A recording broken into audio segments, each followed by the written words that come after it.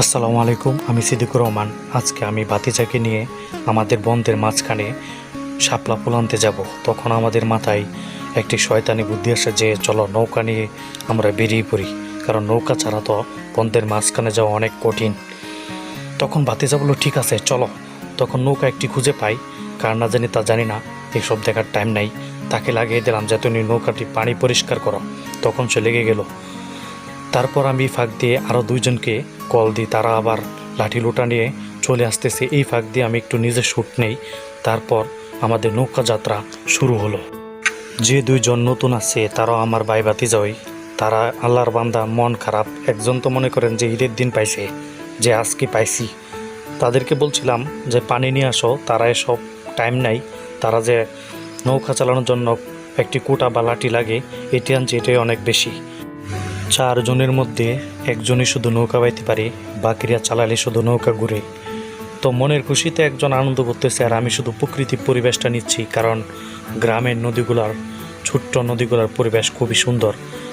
এবছর এই নদীতে খুব কম পানি হয়েছে, গত বছর অনেক বেশি পানি হয়েছিল। ভাতিজা শুধু নৌকা চালাচ্ছে আর বাকি দুইজন ফুল কোন জায়গা আছে এই দিক নির্দেশনা দিচ্ছে, আর আমি শুধু ভিডিও শ্যুট নিচ্ছি। নৌকার গতিতে চলছে আর আমরা আমাদের গতিতে চলছি, আর সূর্যের আলো সূর্যের গতিতে দিচ্ছে। এতে কি হচ্ছে, আমাদের ভ্রমণ কেউ ঠেকাতে পারবে না। বাংলাদেশের নদ নদীর পরিবেশ খুবই সুন্দর। তো নদীর মাঝখানে আমরা চলে আসছি, আর ভাতিজা এইদিকে নৌকা খুব ভয়ঙ্করভাবে চালাচ্ছে। আজকে তাকে কেউ থামাতে পারবে না। আর আমরা 3 জনে নৌকা চালাতে পারি না, কারণ আমরা চালাইলে নৌকা শুধু জায়গায় ঘুরে। আজকের দিনের ওয়েদারটা খুবই রৌদ্র উজ্জ্বল, আর এদিকে আমাদের অনেক পিপাসা লেগেছে। আমরা পানি খুঁজে পাচ্ছি না, আর তারা 2 জন তো পানি ছাড়াই চলে আসছে, কারণ তাদের আজকের ঈদের দিন যে নৌকা ভ্রমণ হবে নদীর মাঝখানে। তো এদিকে পানির পিপাসার কারণে নৌকা চালক আমার ভাতিজা আর আমি একবারে গলা শুকিয়ে গেছে। তখন আমি ভাতিজাকে বললাম যে মনে করো আজকে আমরা 2 জন রোজা রেখেছি। ভাতিজা নৌকা চালাইতে চালাইতে নদীর পাড়ে চলে আসলাম। সেখানে 2 জন, বাকি যে 2 জন ছিল আমার ভাই ভাতিজা, তারা ফুল সংগ্রহ করছে। এইদিকে তারা ফুল সংগ্রহ করছে আর আমি ফাঁক দিয়ে নিজের একটি ভিডিও শ্যুট করে নিলাম। আমার ভিডিও শ্যুট নেওয়ার পর দেখতে পারি যে তারা ফুল সংগ্রহের পাশাপাশি ছবি তুলতেছে। এদিকে প্রাকৃতিক পরিবেশ অনেক সুন্দর। তারা ফুল সংগ্রহের পর আমাকে কিছু ফুল দেয়, আমি এই ফুল নিয়ে হাতে তুলে একটি ভিডিও শ্যুট নেই।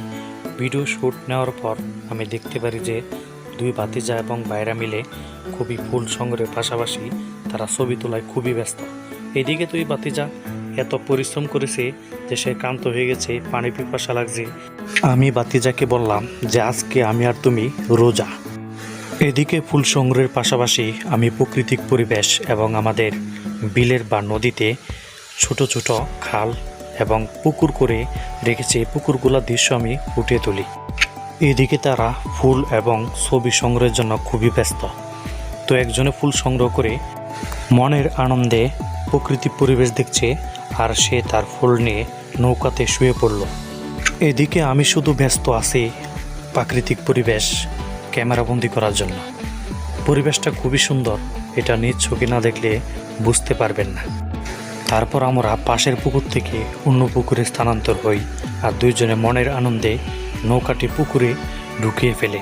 আমি তো ভয়ে নৌকা থেকে লাফিয়ে নেমে পড়ি, কারণ পানি দেখলে আমার ভয় করে। এই ছোট্ট পুকুরটি খুবই সুন্দর। তারা 2 জন মিলে ছবি তুলতেছে। একজন ওই পাশ থেকে মোবাইল দিয়ে ছবি তুলতেছে, ভিডিও করতেছে, আর সে নৌকা ধীরে ধীরে চালাচ্ছে। সত্যি বলতে আমাদের এই নদীর ছোট ছোট পুকুরগুলা খুবই সুন্দর। তারা ফুল সংগ্রহ এবং ছবি তোলার পর তারা বাড়ির দিকে রওনা হওয়ার জন্য প্রস্তুতি নিচ্ছে। এদিকে বেলা গড়িয়ে আসছে, কারণ আমরা বিকালবেলা এই বন্ধের মাঝখানে ঘুরতে গিয়েছিলাম। এদিকে নৌকা চালক ভাতিজা খুবই ক্লান্ত, কারণ সে একাই নৌকা চালায়, আমরা চালাইতে পারি না, কারণ আমরা নৌকা চালালে শুধু ঘুরে। এদিকে প্রাকৃতিক পরিবেশ এবং সূর্যোদয় দৃশ্যগুলো আমি ক্যামেরাবন্দি করছি। বিকেলবেলা বাংলাদেশের নদী গ্রামগঞ্জে পরিবেশ খুবই সুন্দর। আমি শুধু চারিদিকের পরিবেশটা ক্যামেরাবন্দি করছি, যেখানে ভালো কিছু পাচ্ছি সেখানেই ক্যামেরাবন্দি করছি। প্রাকৃতিক পরিবেশটা আসলে খুবই সুন্দর, এটা নিজ চোখে না দেখলে কেউ বুঝতে পারবে না। আমি শুধু প্রাকৃতিক পরিবেশ মোবাইলে ক্যামেরাবন্দি করছি, আর তারা নৌকা চালাচ্ছে, দুজন গল্প করতেছে এবং প্রাকৃতিক পরিবেশ চোখে দেখছে। নৌকা চালিয়ে বাড়ির দিকে আস্তে আস্তে পাখির ছবিগুলো আমি ক্যামেরাবন্দি করে নেই। এই দৃশ্যটা খুবই সুন্দর ছিল। আজকে আমার জীবনে অ্যাট ফার্স্ট ভিডিওর মাঝে ভয়েস রেকর্ডিং করছি, তাই আমার কথা একটু এদিক সেদিক হয়ে যায়, কেউ মাইন্ডে নেবেন না। ভবিষ্যতে এই চ্যানেলে আরও ভালো ভালো ভিডিও দিব, আপনারা সবাই পাশেই থাকবেন। দিকে আমাদের নৌকা ভ্রমণ শেষ। সকালবেলা আমি আমাদের গ্রামের আশপাশের পরিবেশগুলো ক্যামেরাবন্দি করে রেখেছিলাম। আজকে ভিডিও করার মূল উদ্দেশ্য হলো আমাদের গ্রামের আশপাশের পরিবেশ, এবং আজকে যে ভিডিওগুলো করেছি এগুলো আমি ক্যামেরাবন্দি করে ইউটিউবে রেখে দিব, যাতে করে এই পরিবেশের ক্যামেরাবন্দি ছবিগুলো ভবিষ্যতে দেখতে পারি। এই ভিডিওগুলো আমি সংগ্রহ করেছিলাম নৌকা ভ্রমণে যাওয়ার আগে। আমার গ্রামের প্রাকৃতিক পরিবেশ এই ক্যামেরাবন্দি করে রেখেছি, যাতে করে ভবিষ্যতে আমি দেখতে পারি যে আমার গ্রামের পরিবেশ কীরকম ছিল। আমার নিজ গ্রামের আশেপাশের পরিবেশগুলো আমি আরও ক্যামেরাবন্দি করি। এখানকার পরিবেশ অনেক সুন্দর। এই পরিবেশগুলোতে আমি দিনের বেলা সময় কাটাই। গ্রামেগঞ্জের প্রাকৃতিক পরিবেশ এরকমই হয়ে থাকে। এখন বোরো ধান আবাদ করার সময়। বাংলাদেশ কৃষিপ্রধান দেশ, এই দেশের প্রধান খাবার হলো ভাত। আমি শুধু ক্যামেরাবন্দি করছি আমাদের গ্রামের আশেপাশের দৃশ্যগুলো। বাংলাদেশের গ্রামগঞ্জের পরিবেশ এরকমই হয়। এখন আমরা দেখতে পাবো ভোমরের ডোল বা ভোমরের চাক। এটি দেখে আমি একেবারে অবাক হয়ে গেছি, কারণ এটি খুবই ভয়ঙ্কর। এই দৃশ্যটা আমি ক্যামেরাবন্দি করে নিই, যাতে করে স্মৃতি হিসেবে থাকে।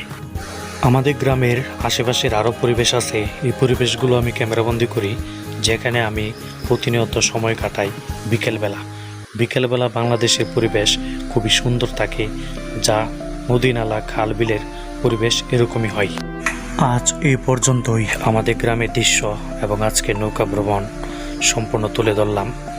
ভবিষ্যতে এই চ্যানেলে আরও সুন্দর ভিডিও আসবে, আপনারা সবাই পাশেই থাকবেন।